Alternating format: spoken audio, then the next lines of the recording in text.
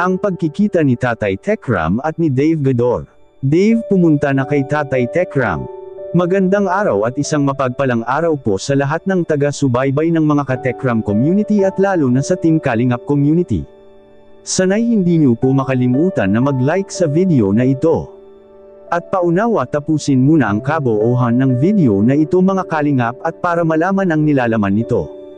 At maraming salamat po sa pagpatuloy na pagsuporta. At paki-subscribe po mga minamahal nating taga-subaybay kay Kuya Val Santos Matubang at kay Ate Edna Vlogs at Kalingap Rab at pati na rin kay Tekram. Maraming salamat po. Dave Gador pumunta sa bahay nila ni Tatay Tekram. Ang muling pagkikita. Pero bago yun mga minamahal nating taga-subaybay ay pag-usapan muna natin ang patungkol sa sinabi ng mga viewers tungkol sa kung anong pwedeng gagawin ni Tatay kay Dave. Marami kasing nagsasabing wag na ibigay ang anumang meron si Dave at nang madala. At ang maganda rin anyang gagawin ni Tatay Tekram kay Dave ay hakbangan na niya ito sa legal na pamamaraan at nang maturuan ng leksyon. Lahat naman ng mga suggestions nila ay may punto rin naman ito. Ngunit kilala naman natin si Tatay Tekram na kung saan ay napakabuti na tao. At palaging naawa kay Kuya Dave Gador, kaya nga nagawa ni Dave ngayon kay Tatay Tekram ang ganitong pangyayari ngayon dahil sa na-spoil siya ng husto. Ang masakit lang isipin natin ay kung bakit sa lahat ng mga mabubuting itinuro ni Tatay Tekram ay para bang tila hindi ito nakikita kay Dave. Kabaliktaran ang nakikita sa kanyang pag-uugali, malayong malayo po mga minamahal nating taga-subaybay sa mga turo ni Tatay Tekram sa kanya. Ang pag-traidor sa taong mabait ay malaking kasalanan po ito. Kaya darating rin ang araw kapag nagpatuloy si Dave sa kanyang katigasan paniguradong darating sa kanyang buhay ang matinding karma. Hindi man lang nakita sa kanya ang itinuro ni Tatay Ram ang pakikitungo sa kapwa ng mabuti, hindi niya naisip na pinakitunguhan siya ng maayos kahit na hindi siya kadugo ni Tatay Tekram at kahit na nagkasala na ay mahal pa rin siya ni Tatay Tekram, samantala magkikita pa kaya ang dating mag-ama.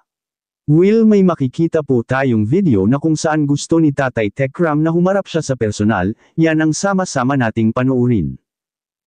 Mawala man tayo dito sa mundong ibabaw, masaya po yung ating Diyos. At alam natin kung saan tayo pupunta. At yan po ang pinaka-bibilin ko kay Kuya, yung isa puso, isa buhay, yung ating Diyos. Tapos maging mapagkumbaba. At huwag mapagmataas, maging mapagrespeto sa mga magulang. Yan lang naman ang susi. At ang tunay naman ng tagumpay ng buhay, yung mawala ka dito sa mundo ay yung makasama si God. Hindi po yung kung ano man yung yaman dito sa mundo. At yung po yung tinatanggal ko sa bata, yung maging palalo, yung makamundong buhay. At doon tayo mapapabuti sa tingin ko kasi talaga naman, kasi basta nasa side ka ni God, mapapabuti. Nagsasayo, Tatay Ram, dapat tinapon mo yung mga sinulog mo. Hindi ko kayang gawin yun kasi yung mga tao nagbigay po ng mga regalo na yun.